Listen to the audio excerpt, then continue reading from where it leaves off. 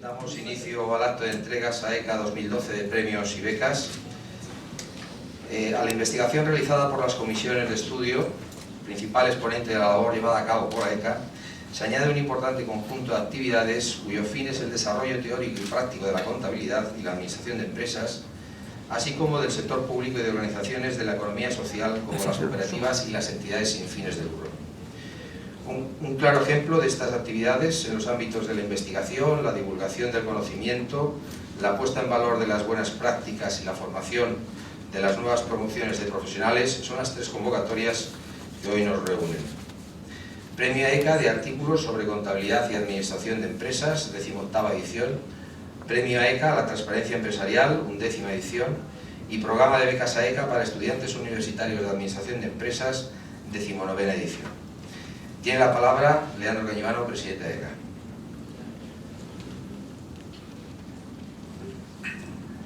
Bueno, buenas tardes a todos, bienvenidos, muchas gracias por contar con ustedes. Y mi papel en este momento no es otro que decir unas palabras sobre la conferenciante, la profesora Ana Isabel Fernández, que nos va a deleitar con su palabra durante los próximos minutos. Normalmente en este acto que venimos haciendo ya desde hace bastantes años, pues con el fin de, bueno, pues de darle una cierta dimensión académica, siempre nos gusta que haya invitar a un conferenciante o a una conferenciante de prestigio, como es el caso, para que nos diga unas palabras y nos ilustre sobre algunos problemas de la economía, las finanzas o los temas en general de la administración de empresas. En este caso, pues hemos tenido la fortuna de contar con la profesora Ana Isabel Fernández, que es catedrática de Economía Financiera de la Universidad de Oviedo, y además debo decir que honra a la asociación que organiza este acto como miembro de la misma, y también a la Revista Española de Financiación y Contabilidad, publicada por dicha asociación, como miembro de su consejo editorial. Y aparte de eso, pues, digamos también se sentirán honrados con su presencia en otros muchos lugares. En especial, en estos últimos tiempos, en la Comisión Nacional del Mercado de Valores,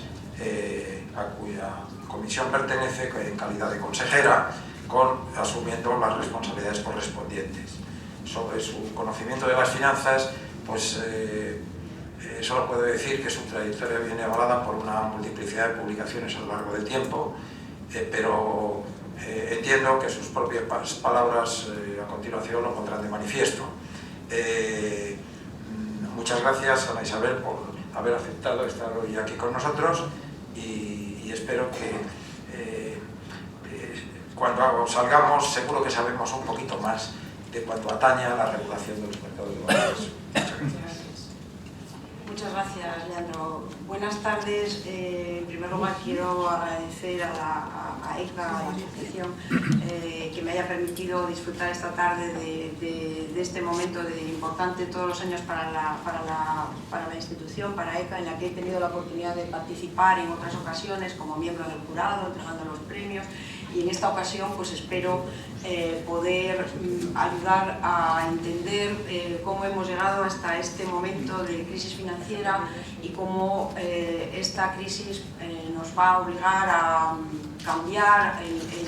lo que entendemos por la regulación y la supervisión financiera y hacia dónde se enfoca. Entenderán que haya elegido este tema por mi actual dedicación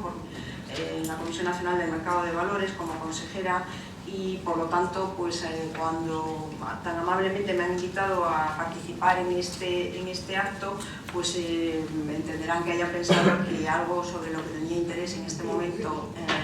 intercambiar algunas opiniones y poner un poco el acento en las necesidades de reformas que tenemos que emprender en el ámbito de la regulación y la supervisión financiera, pues me haya sentido muy honrada de poder compartir estos momentos y estas reflexiones con todos ustedes. Muchas gracias también, Leandro, por tu amistad y por tu paciencia y por permitirme estar esta tarde aquí. Como les decía, la idea de este intercambio de reflexiones versa sobre cuál es el nuevo entorno de la regulación y supervisión financiera Orientaré la exposición haciendo una pequeña reflexión de lo que la crisis financiera ha supuesto y cómo esa crisis financiera o los cambios que esa crisis financiera ha traído sobre el enfoque que debemos de darle a la regulación y a la supervisión financiera, porque esta crisis financiera, a diferencia de otras crisis que desde los años 80 hemos vivido, hemos experimentado en la economía mundial, como la crisis de las burbujas de valoración de las tecnológicas o de la deuda de los países emergentes, o algunas crisis puntuales de deuda o algunas crisis relacionadas con temas de información contable como Enron. La diferencia de esta crisis yo creo que es que ha cambiado el perímetro de la regulación financiera, ha cambiado el concepto que teníamos de estabilidad financiera y los elementos relevantes para la estabilidad financiera, y a esto quiero dedicar la primera parte de la exposición. En la segunda parte lo que haré es una referencia a cuál es la situación europea, cuál es el marco regulatorio en el que tenemos que desarrollar nuestras actuaciones, es el marco regulatorio europeo, y me centraré en una de las piezas claves de este marco regulatorio europeo y que ha introducido importantes cambios en la estructura regulatoria y por lo tanto en las capacidades de supervisión, como es la MiFID. Finalizaré o haré una última parada en algunas actuaciones puntuales de la CNMV, en concreto en estos últimos años, en relación con las actividades supervisoras, relacionado con estos cambios regulatorios, y unas conclusiones que he preferido llamar retos futuros, porque más bien expresan pues qué es lo que nos queda por hacer o qué tenemos por delante, más que conclusión, y espero no concluir, sino dejar abiertos muchos puntos, muchos aspectos para debate y para ir cerrándolos poco a poco. Lo que ha ocasionado la crisis financiera en la que nos movemos en los últimos años es un conjunto de factores originadores que han causado una erosión significativa de la confianza de los inversores sobre el funcionamiento de los mercados y sobre el grado de eficiencia de los mercados. Un progresivo proceso de regulación financiera, de desintermediación, unos niveles de competencia relevantes, un clima de tipos de interés reducidos favorecieron la aparición de episodios críticos que modificaron la situación de estabilidad financiera en la que nos habíamos desenvuelto y generaron esto que ahora bautizamos habitualmente como crisis financiera o crisis financiera global. Yo creo que vale la pena detenerse en algunos de los factores que están detrás de la crisis financiera, porque yo creo que ilustran por qué se ha producido ese cambio, por qué debe producirse ese cambio en el perímetro de regulación financiera y en lo que entendemos por estabilidad financiera. Entre los factores originadores, y sin ánimo de ser exhaustiva, pero sí con el interés de poner el acento sobre aquellos que yo considero que en mayor medida nos ayudan a entender lo que está ocurriendo, han sido los procesos, de un lado, de innovación financiera. La innovación financiera ha permitido ampliar el abanico de posibilidades de inversión disponibles para los ahorradores y también ampliar las posibilidades de financiación de los instrumentos para financiar de financiación disponibles, pero lo ha hecho también sobre la base de tratar de escapar o tratar de buscar aquellos productos o aquellas actividades que en mayor medida permitían escapar de la regulación financiera o que consumían menor volumen de capital regulatorio, y por lo tanto eso podría generar algún tipo de problema posterior. Me voy a referir solamente a todos estos factores de una manera muy sintética, los dejo ahí para la reflexión también de cada uno. Otro factor que está en el origen de la crisis financiera es sin duda los conflictos de interés que la información asimétrica provoca. Conflictos de interés, y también me voy a referir de una manera muy sintética a ellos. Les pongo dos ejemplos muy rápido. Por un lado, conflictos de interés en las agencias de rating, que por un lado ponen precio o ayudan a poner precio a través de la señal que emiten sobre la calidad crediticia a los instrumentos financieros que emiten los emisores, que al mismo tiempo y en múltiples ocasiones piden o les demandan otro tipo de consultorías, otro tipo de asesorías, o el conflicto de interés que surge entre entidades que emiten instrumentos financieros para financiarse, que al mismo tiempo colocan a sus clientes. Por tanto, el conflicto de interés también es evidente. Paralelamente a estos procesos de innovación y de conflicto de interés, hay un proceso de desarrollo muy amplio de lo que se ha venido a llamar un sistema financiero en la sombra, es decir, un conjunto de actividades y de instrumentos, de entidades que se escapan, que están fuera del sistema bancario tradicional y por lo tanto que no se recogen en el argumentario básico de la regulación al uso hasta el momento. Un sistema de incentivos mal diseñado, un sistema de incentivos basado fundamentalmente en objetivos a corto plazo, que favorece, junto con ese proceso de desintermediación y de regulación, con un clima de interés de tipos de interés bajos, favorece relajación en los modelos de seguimiento, relajación en los modelos de organización interna y acumulación de volúmenes de apalancamiento, de endeudamiento excesiva.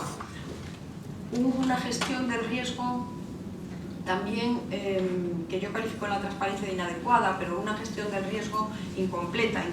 tanto por en dos aspectos, o en dos aspectos básicos,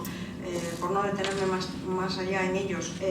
Por un lado, las metodologías aplicables basados en el VAR, en la metodología VAR. Nada que objetar a la metodología VAR, porque la metodología VAR se sustenta en el cálculo de las probabilidades esperadas de fracaso, las probabilidades esperadas de pérdidas, vinculadas a volatilidades históricas, volatilidades que en el periodo que se contempla habían sido excesivamente bajas porque correspondían a un periodo, a una etapa de estabilidad financiera. Por lo tanto, volatilidades bajas y los inputs que alimentan el modelo, la metodología y el modelo que hay detrás están basados en supuestos, en hipótesis no completas o no excesivamente o sesgadas, pues la utilidad de esas metodologías es limitada. Deficiencias también organizativas, internas en la medición del riesgo, por lo mismo que señalaba hace un momento al hablar de los incentivos, de la gestión de un sistema de incentivos mal diseñado. Todos estos procesos de innovación financiera, de conflictos de interés, de desarrollo de mercados OTC y un sistema financiero en la sombra, un sistema de incentivos mal diseñado, una gestión de riesgo adecuada, se producen en un contexto económico que se caracteriza por un largo periodo de bajos tipos de interés, que favorece o que viene favorecido por políticas macro, por políticas monetarias laxas, que favorecen endeudamientos excesivos, que favorecen volúmenes de apalancamiento excesivos, y por un proceso de globalización del sistema financiero. Hay un aumento claro de las entidades de tamaño sistémico, de las entidades que pueden acumular niveles de riesgo muy elevado y por lo tanto causar riesgos sistémicos, y al mismo tiempo se produce un contexto, esa globalización del sistema financiero y de concentración, se produce un contexto en el que los supervisores pierden una parte de su capacidad de enforcement, de su capacidad de tomar decisiones, puesto que muchas de esas decisiones son decisiones globalizadas que requerirían unos niveles de coordinación de los supervisores que hasta ese momento no se habían vivido, o que no había dado tiempo, o que no se habían considerado la necesidad de esas coordinaciones entre los niveles de supervisión. Por lo tanto, los principales factores que yo señalo unidos a la crisis, junto con ese contexto económico, es lo que hace o me lleva a decir o a concluir en esta transparencia que esas crisis sistémicas se hacen patentes como problemas de solvencia, como problema que puede ser resuelto con unos niveles de regulación prudencial, pero su origen, por los factores que acabo de señalar, está más en la falta de transparencia, o está también en la falta de transparencia y en el comportamiento de los agentes. Mercados opacos, productos demasiado complejos, lagunas regulatorias, supervisión ineficaz, todo ello conduce a esa situación en la que hemos vivido. Situación en la que lo que se manifiesta o lo que se genera es unos volúmenes de riesgo sistémico que se amplían ya no solo a lo que hasta ese momento, hasta el desarrollo de esta crisis, habíamos pensado un riesgo sistémico vinculado fundamentalmente a las entidades bancarias. El riesgo sistémico se producía por una entidad de tamaño sistémico que producía pánico y por lo tanto generaba una serie de efectos inducidos sobre el sector, pero vinculado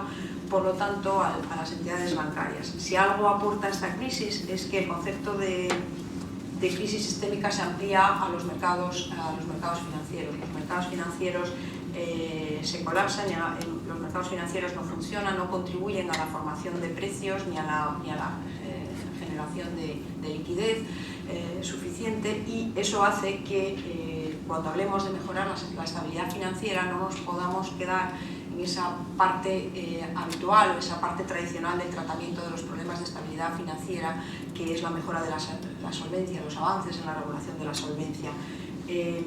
No son suficientes porque la crisis no se refiere solo a esa parte o a esas entidades de carácter sistémico. La crisis alcanza también a los mercados de capitales y por lo tanto el riesgo sistémico se amplía a los mercados. Eso implica esto que yo llamaba ampliación del perímetro de la estabilidad financiera. No es suficiente reforzar los requerimientos prudenciales, sino también mejorar los niveles de transparencia, mejorar el conjunto de reglas de conducta para reducir los niveles de riesgo. Ampliar el perímetro de la estabilidad financiera significa entrar en la definición de cuáles deben ser o cómo deben ser las mejoras en el funcionamiento de los mercados financieros que permitan que funcionen de forma eficiente, que contribuyan a la formación del precio, que haya integridad en el proceso de búsqueda de precios, que haya competencia entre centros o plataformas de negociación, que haya unas normas de conducta de alcance y con claridad que ayuden a la transparencia, que mejoren los incentivos de los agentes que participan, por lo tanto, mejora de transparencia de los mercados, de los productos y de los emisores, contribuyan a mejorar la eficiencia, que contribuyan a la protección del inversor. Por lo tanto, cambia el concepto básico de fijarnos o centrarnos en la regulación de la solvencia para añadir la ampliación del perímetro de la estabilidad financiera hacia las mejoras en el funcionamiento de los mercados, que van unidos, insisto, en temas de conducta, de organización interna, de transparencia, por lo tanto. Estos problemas financieros que amplían el perímetro de la estabilidad, o que hacen necesario ampliar el perímetro de la estabilidad financiera, se producen en un marco en el que se detectan algunas carencias en el marco regulatorio europeo, que es el marco en el que tenemos que coordinarnos, o en el que tenemos que centrarnos.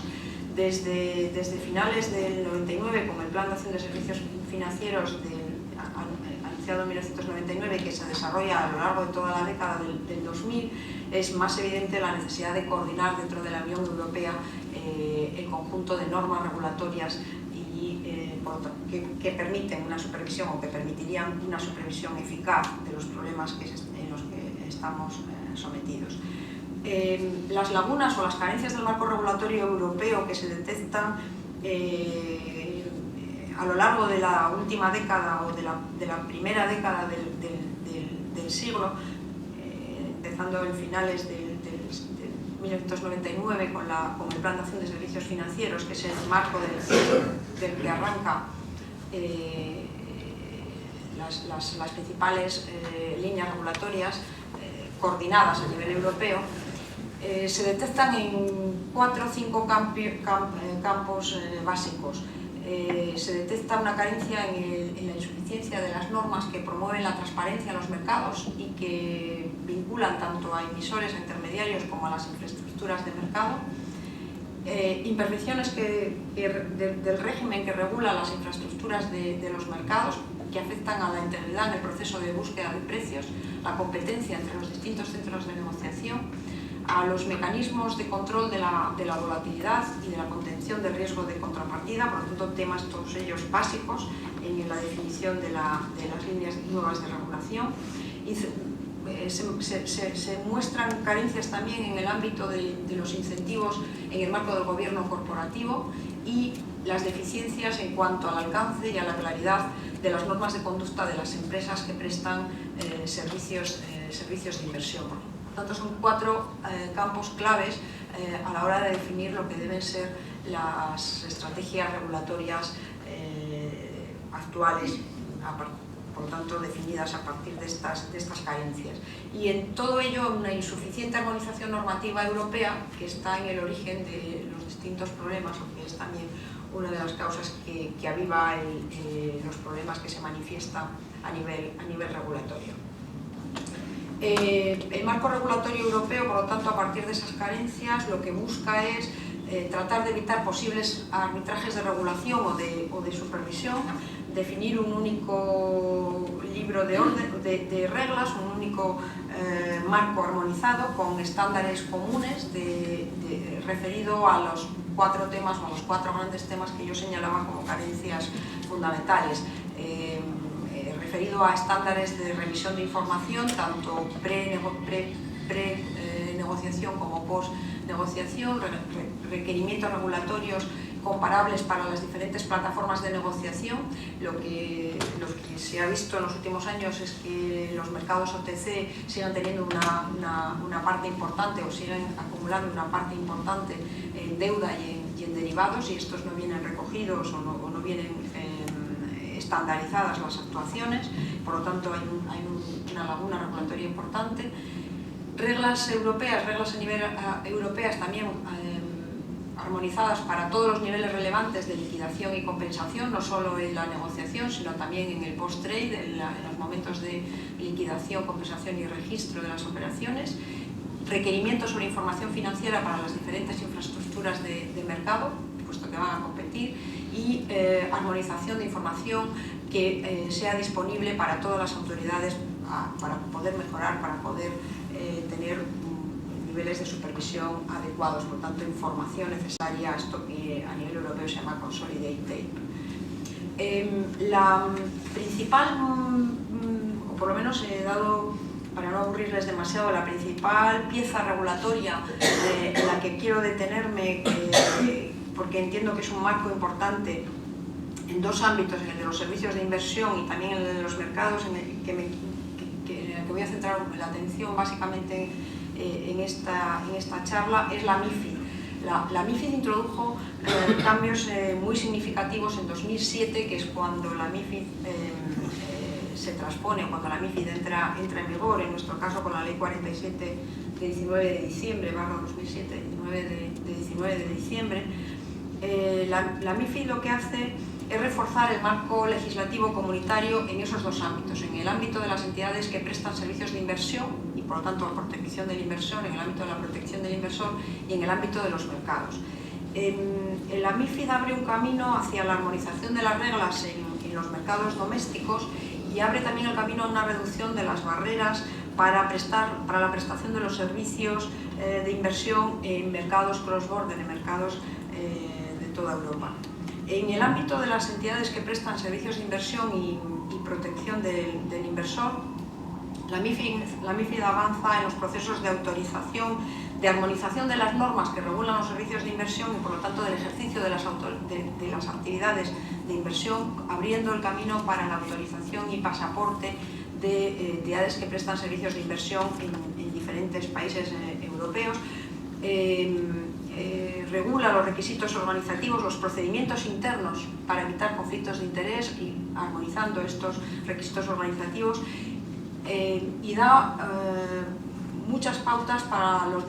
la protección del inversor o para los comportamientos que se derivan de las actuaciones de las empresas que prestan servicios de inversión y que permiten al supervisor vigilar los niveles de protección del inversor. La clasificación de productos entre productos bancarios y productos de mercado, la clasificación de productos en términos de productos complejos y no complejos, diferenciar entre los niveles de asesoramiento y los niveles de prestación del servicio simplemente el nivel de simple comercialización. Introduce los test de conveniencia e idoneidad para perfilar las necesidades de los clientes y para intentar acercarse más a cuáles son los requisitos para que las entidades que prestan servicios de inversión puedan prestar esos servicios de inversión sin disminuir los niveles de protección del inversor. En el ámbito de los mercados abre el camino para cambios en el entorno de la negociación y también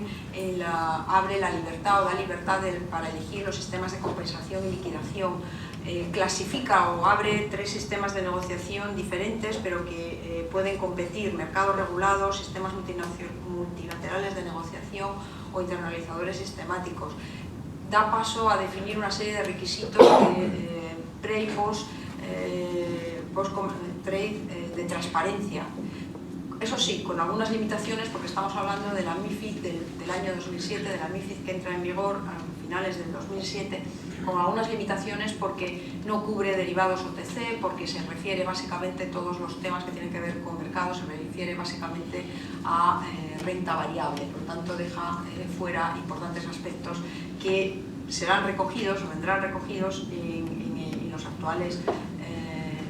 desarrollos de la MiFID, lo que se ha dado a llamar MiFID. Pero es una pieza clave porque a partir de ese momento hay elementos o herramientas regulatorias que facilitan los niveles de supervisión eficaz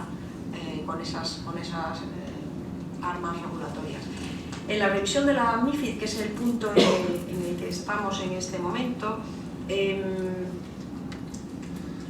lo que se hace es ampliar el ámbito, el alcance de la MiFID hacia actividades que no venían incluidos en el primer desarrollo MiFID. Se incluyen los depósitos estructurados, algo que en la catalogación de la MiFID 1 no aparecían como productos regulados, como productos estandarizados y armonizados a nivel europeo. Se eleva a categoría de servicio de inversión el depósito y administración de valores, que tampoco venía recogido en la MiFID 1, y se hace referencia a una serie de requisitos organizativos y de normas de conducta que son básicas para aumentar los niveles de transparencia y los niveles de protección del inversor, evitando conflictos de interés y problemas en la comercialización de los productos. Por lo tanto, lo que la MiFID 2, la revisión de la MiFID, que es el punto en el que estamos actualmente, lo que hará es añadir en el ámbito de los servicios de inversión y protección de clientes, ampliar el alcance de los productos y servicios que están contemplados dentro de la MiFID, por lo tanto armonizados, por lo tanto con pautas claras regulatorias. Y en el ámbito de los mercados, la MiFID 2 lo que cubre es nuevas plataformas, abre nuevas plataformas de negociación, refuerza los procesos de competencia en los procesos de negociación y también en los procesos de compensación y liquidación, y registro. Y lo hace ampliando también el alcance no solo a los productos de renta variable, sino a otros productos en particular, incluye los derivados OTC y otros productos. Por lo tanto, abre también el marco de lo que cabe dentro de ese paraguas regulatorio. Amplía requisitos, una vez más, de transparencia, tanto pre como post, y insiste mucho en la calidad, en la consistencia, en la integración de los datos que tienen que ser facilitados de forma armonizada y que han de ser accesibles, facilitados por las entidades que prestan servicios de inversión y por los mercados, y que han de ser accesibles a las autoridades competentes, no solo a la autoridad de mercados, sino también a la autoridad de bancos centrales. Fundamentalmente esas yo creo que son las grandes revisiones de la MiFID que aportan o que dan valor a aquello que se había quedado muy estrecho en el perímetro regulador en el caso de con la MiFID 1. Bueno, con estas herramientas, con estos instrumentos, ¿cuáles son algunas de las actuaciones supervisoras de la CNMV? En los últimos años, el esfuerzo de la CNMV se ha centrado en la mejora de la información y el control de la comercialización de los productos que llegan a los inversores, en particular a los inversores minoristas. A partir de la MiFID es muy claro la categorización también de los clientes entre inversores minoristas, profesionales y contrapartes elegibles. algo que en la MiFID I y MiFID II se está muy desarrollado, no lo estaba previamente, y la categorización de los clientes era mucho más difusa, las barreras mucho más difusas. Ese esfuerzo a la mejora de la información y el control es obvio y es necesario, porque en este entorno de crisis presiona a las entidades para que en ese primer alcance del perímetro regulador aumenten sus recursos propios por las necesidades de solvencia, en un momento en que además tienen dificultades, una dificultad creciente para captar en el mercado, que es lo que provoca precisamente esto que yo he llamado la ampliación del perímetro regulador. Y por lo tanto, las entidades, a través de la comercialización de productos híbridos, obligaciones convertibles, acciones preferentes, obligaciones subordinadas, pues tienen un reto de mostrar cuál es la capacidad que tienen para cumplir las normas de comercialización y al mismo tiempo una gestión adecuada de los conflictos de interés. En el marco de la MiFID es más claro cuáles son las obligaciones y las responsabilidades tanto de las entidades que comercializan estos productos, que están perfectamente tipificados dentro de la MiFID, como de las actuaciones que caben por parte de la autoridad supervisora. Y en este sentido, y en el ámbito de los folletos de emisiones, lo que desde el 2009 la CNMV está solicitando, está pidiendo, es que en los folletos de las emisiones se incluya, se haga público los informes de valoración de expertos independientes en los que se pide una valoración sobre el precio objetivo de esas emisiones o de esas colocaciones que se van a comercializar entre inversores minoristas que pueden tener menor información, o puede haber conflictos de interés o asimetrías informativas con el emisor. Además de los informes de valoración de expertos independientes, en el caso de que la documentación que se entrega al cliente no aparezca en estos informes de valoración de expertos independientes, la CNMV incluye una advertencia sobre la no existencia de esos, o las condiciones en las que se realiza esa valoración por parte de los expertos independientes, y se ha mejorado en cuanto a los folletos también en la existencia de un tríptico, una información reducida, una información básica que sea de más fácil lectura y asimilación por parte del cliente minorista. El segundo gran tema en el que el esfuerzo se concentra es en la supervisión de los test de conveniencia y de idoneidad. También, una vez más, en el marco de la MiFID está muy claro cuáles han de ser esos test, en qué condiciones y con qué parámetros deben ser realizados para evitar que se coloquen productos que no se adecúan al perfil, los objetivos de los clientes. Y al mismo tiempo se ha hecho también un esfuerzo en el seguimiento de las condiciones de liquidez, los compromisos para asegurar la liquidez, preferiblemente exigiendo que sea a través de plataformas de negociación. Desde mayo del 2011 en el sistema electrónico de negociación de deuda que permite que el precio se forme a través de las posiciones de demanda y oferta para ese producto, y no que haya situaciones de liquidez que proporcionan o que pueden dar lugar a su vez a nuevos conflictos de interés entre los clientes que venden y los clientes que compran esos productos, favoreciendo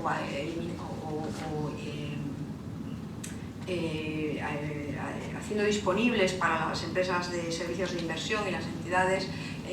guías que faciliten la formalización de contratos tipo de liquidez que permitan obviar este tipo de problemas.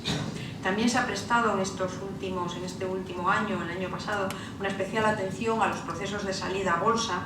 en los procesos de reestructuración del sistema financiero español. Eso ha generado que haya que matizar o haya que señalar de nuevo algunas exigencias para la parte que se coloca o que se ha colocado en bolsa en ese proceso de reestructuración del sistema financiero español. Fundamentalmente, las actuaciones ahí se refieren a pedir que una parte importante de la emisión se coloque entre inversores profesionales, puesto que no hay una clara idea de cuál puede ser el precio de esos activos que salen por primera vez al mercado. Lo que se exige es que haya un tramo importante institucional, que sean los que fijan, los que determinan cuál es el precio como señal que permita a los minoritarios formarse una opinión sobre la situación. Esas actuaciones supervisoras de la CNMV se combinan con algunos de los avances en los desarrollos normativos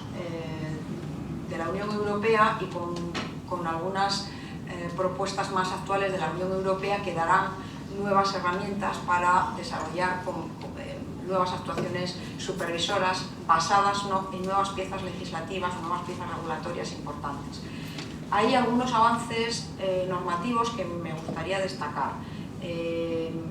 Muy recientemente se ha producido la aprobación de un reglamento sobre posiciones cortas, sobre ventas en corto, y una directiva sobre gestión alternativa, así como revisiones de la directiva que rige las posiciones de inversión colectiva, UCITS en la terminología europea, y de folletos. Está muy adelantada, con previsión de que a finales de año estará disponible la aprobación de un reglamento sobre infraestructuras de contratación. La directiva responde al nombre de EMIR. Y se ha avanzado considerablemente también en lo que debería conducir a la MiFID II, a la final de la MiFID II y al nuevo reglamento, así como a la directiva de abuso de mercado, la directiva de transparencia y el reglamento de agencias de rating. Son todas piezas importantes de supervisión. Uno de los problemas de supervisión más importantes es el tema del abuso de mercado, y en este ámbito disponer de piezas regulatorias europeas coordinadas que ayuden a la información y a la información con otros supervisores son básicos. En ese sentido se ha avanzado considerablemente, aunque las piezas de regulación europea son razonablemente lentas por el nivel de consenso que requieren, ¿no? En general, las propuestas de la Comisión Europea, como se refleja en la transparencia, siguen un enfoque ambicioso. Se trata de resolver las carencias que se observan, se trata de ampliar el perímetro regulatorio e introducir normas más exigentes. Sobre todo en los últimos tiempos lo que se ha visto también es un interés por fomentar la armonización y reducir el margen de discrecionalidad que cada uno de los Estados tiene a la hora de transponer las directivas, haciendo bastante uso en los últimos tiempos, en alguna de estas directivas que he mencionado, el uso de reglamentos comunitarios que son de aplicación directa en todas las jurisdicciones y cuya transposición es mucho más rápida que una directiva. Eso también ha hecho que la CNMV se haya tenido que implicar de una manera mucho más activa en la actividad de ESMA, el regulador europeo que aglutina al conjunto de reguladores europeos, que a su vez pone también a disposición del conjunto europeo no solo estas piezas regulatorias, sino también a través de las distintas discusiones con las distintas autoridades competentes, distintos estándares técnicos vinculantes y recomendaciones, lo que nos ayuda a tomar decisiones y a seguir trabajando en el ámbito de la supervisión mientras no están cerrados, mientras no están completamente disponibles las piezas regulatorias, las leyes. Pero las guías y las recomendaciones son útiles porque permiten avanzar en esos niveles de estandarización y de armonización.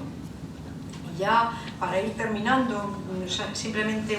una reflexión sobre dónde estamos, ¿no? Estamos en un momento complicado en el que tenemos que completar el proceso de reestructuración financiera y de recapitalización del sistema financiero, en el que debemos incrementar los niveles de confianza y de credibilidad de nuestro sistema financiero y de los mercados financieros, pero lo que ha puesto de manifiesto este proceso en el que estamos es la necesidad de que haya un funcionamiento adecuado de los mercados, un funcionamiento que permita que restaure la confianza, que abra la disposición o la disponibilidad de financiación, y en ese punto de posibilidades de financiación estamos en un momento en el que también es necesario el incremento de la captación de ahorro de los inversores minoristas, y ahí las vías para que se produzca ese aumento y esa confianza también pasan por aumentar la transparencia y por la supervisión de las normas de conducta de los inversarios, por ser estrictos y por ser exigentes en el ámbito del aumento de la transparencia y de la supervisión de la conducta de los intermediarios. Y no me quedo tranquila si no termino diciendo que también creo que detrás, o a la vez, no sé en qué plano, pero que también hay un problema de educación financiera. Para que las mejoras normativas y de supervisión resulten eficaces, yo creo que deben ir acompañados de un adecuado nivel de cultura financiera que permita a los individuos asumir la responsabilidad de sus decisiones y también defender adecuadamente sus derechos. Desde la CNMV también hay alguna iniciativa en ese capítulo, en ese campo de la educación financiera. Hemos elaborado junto con el Banco de España y la Dirección General de Seguros, que son las otras dos piezas regulatorias básicas, hemos puesto en marcha un portal que se llama Finanzas para Todos, que es un portal de educación financiera en el que pues hay distintas iniciativas en las que se explican los distintos productos, los distintos tipos de intermediarios, las distintas emisiones, las distintas actuaciones que caben para los inversores, y en que incluye también ese plan de educación financiera, un programa piloto a desarrollar con el Ministerio de Educación en el ámbito de introducir algunos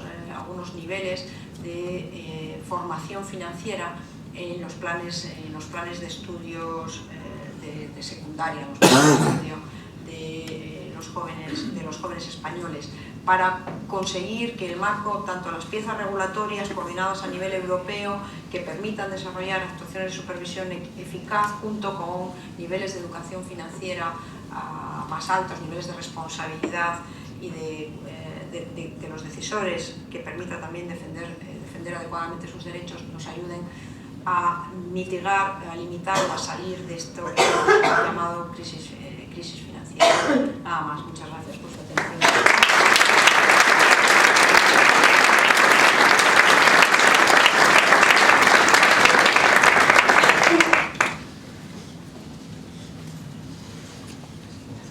Bueno, pues ahora, como reconocimiento a su participación, tengo el gusto de darte la estructura de esta ECA, que si moralmente representa lo que físicamente pesa,